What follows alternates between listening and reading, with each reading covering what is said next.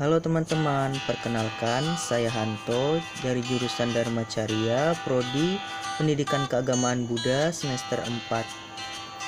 Saya adalah salah satu mahasiswa dari Sekolah Tinggi Agama Buddha Negeri Sriwijaya. Pada video kali ini saya akan menjelaskan mengenai sebuah KD tentang mengenal sejarah kelahiran dan masa kanak-kanak Pangeran Siddhartha dari kelas 2 SD. Tujuan mempelajari KD ini adalah yang pertama, siswa diharapkan dapat menerima cerita kanak-kanak Pangeran Siddhartha, dan yang kedua, siswa dapat mengenal sejarah kelahiran dan masa kanak-kanak Pangeran Siddhartha. Bermula dari mimpi Ratu Mahamaya yang bermimpi bahwa ia dibawa oleh 4 Maharaja Dewa. Mereka membawa sang ratu ke sebuah pohon sala di Himalaya. Para dewi-dewi kayangan memandikan sang ratu di danau Anotata dan mengenakannya dengan pakaian surgawi.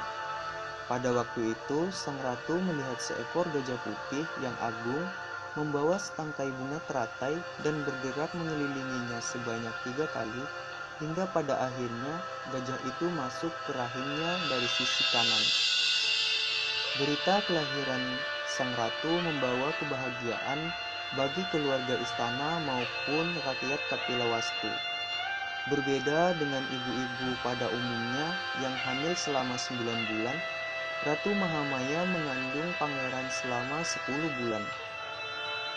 Pada waktu itu, di India berlaku adat jika istri yang ingin melahirkan harus berada di rumah orang tua dari pihak sang istri. Sehingga pada waktu mendekati masa melahirkan, Ratu Mahamaya meminta izin kepada Raja Sudodana untuk kembali ke rumah orang tuanya di kota Dewadaha. Raja Sudodana dengan gembira mengabulkan permintaan sang ratu. Segera ia memerintahkan pengawal dan dayang-dayang untuk mengiringi keberangkatan istrinya. Ketika dalam perjalanan, Ratu Mahamaya meminta kepada para rombongan untuk beristirahat sejenak di Taman Lumbini. Pada waktu itu, sang ratu merasa bahwa ia akan segera melahirkan. Pada saat yang sama, sang ratu berdiri di dekat pohon sala dan terjadi suatu keajaiban. Ranting dari pohon sala merunduk sehingga Ratu Mahamaya dapat menjadikannya pegangan. Seketika para dayang berkeliling dan menutupi ratu dengan selendang yang mereka kenakan pada saat itu. Kelahiran pangeran bertepatan dengan bulan purnama. Pada waktu itu, seluruh alam semesta berguncang seakan merasa bahwa pangeran yang merupakan calon Buddha yang akan membimbing umat manusia telah lahir. Setelah pangeran lahir, terjadi satu lagi keajaiban. Ia berjalan sebanyak 7 langkah dan di setiap langkahnya ditumbuhi bunga teratai. Sembari ia melangkah dan menapaki bunga teratai, sang pangeran menunjuk ke langit dan berkata, "Akulah yang tertinggi di dunia. Akulah yang terbaik di dunia. Akulah yang terunggul di dunia. Inilah kelahiran terakhirku. Tidak ada lagi kelahiran ulang."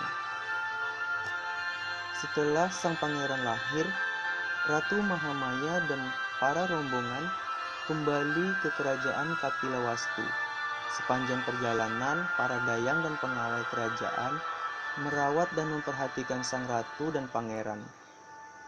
Sang raja yang mendengar kabar itu segera memerintahkan lebih banyak pengawal untuk menjaga ratu dan pangeran. Di luar kota Kapilawastu, ada seorang petapa bernama Asita. Beliau adalah petapa yang sangat dihormati oleh Raja Sudodana. Pada saat ia mendengar bahwa sang raja dikaruniai oleh seorang pangeran, ia segera pergi ke istana. Setelah petapa Asita tiba di istana, Raja Sudodana segera memerintahkan agar pangeran dibawa ke hadapan petapa Asita agar memberikan berkah bagi sang pangeran. Tampak senyum bahagia di wajah petapa Asita. Tak berselang waktu lama, air mata berderai membasahi pipi petapa Asita. Raja Sudodana merasa heran. Kemudian bertanya kepada petapa Asita mengapa ia menangis. Petapa Asita menjawab, "Pangeran memiliki tanda-tanda manusia agung. Kelak di kemudian hari, ia akan menjadi Buddha yang memiliki kebijaksanaan dan pahala kebajikan yang agung. Menjadi guru bagi para dewa dan manusia. Aku menangis karena menyadari bahwa aku sudah lanjut usia. Saat pangeran mencapai penerangan sempurna, aku tidak memiliki kesempatan untuk belajar dari pangeran." Seusai berkata, petapa Asita bersujud menghormat pangeran. Raja Sudodana tanpa sadar juga bersujud dan menghormati pangeran. 5 hari setelah kelahiran pangeran, Raja Sudodana mengundang orang-orang bijaksana untuk memberikan nama yang cocok bagi sang pangeran. Setelah semua orang bijaksana berembuk, mereka sepakat memberikan nama Siddhartha yang berarti segala keinginan terpenuhi. Saat melihat tubuh mulia sang pangeran, para bijaksanawan sepakat meramalkan bahwa kelak bila mewarisi tahta kerajaan, maka pangeran akan menjadi raja besar. Akan tetapi, bila ia menjalankan kehidupan suci, maka kelak ia akan menjadi Buddha. Dari sekian banyak para bijaksanawan, ada seorang di antara mereka yang bernama Kondanya menyatakan bahwa kelak pangeran akan melepaskan tahta dan akan menjalankan kehidupan suci dan menjadi seorang Buddha. Setelah 7 hari kelahiran Pangeran Siddhartha, Ratu Mahamaya meninggal dunia. Sejak saat itu, Pangeran Siddhartha diasuh oleh bibinya yaitu Mahapajapati Gotami yang sekaligus sebagai ibu tiri dari pangeran. Dalam perawatan Mahapajapati Gotami, pangeran tumbuh menjadi anak yang cerdas dan tampan. Ia disenangi oleh banyak orang.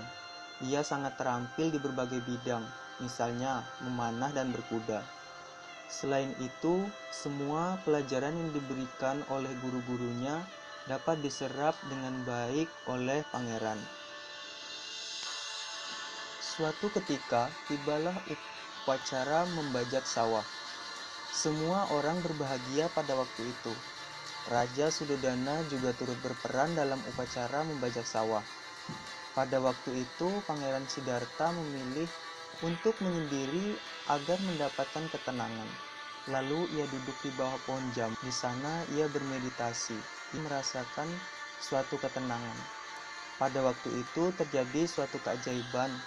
Ketika matahari masih bersinar terik dan bayangan pohon-pohon lain mulai bergeser, bayangan pohon jambu tempat Pangeran Siddhartha duduk tidak bergeser sedikit pun. Pohon jambu itu seakan-akan menaungi pangeran dari panas matahari. Melihat kejadian itu, Raja Sudodana bersujud kepada Pangeran Siddhartha. Pada suatu ketika Pangeran Siddhartha berjalan di taman, ia melihat seekor angsa terjatuh. Ternyata sayap angsa tersebut terkena sebuah anak panah.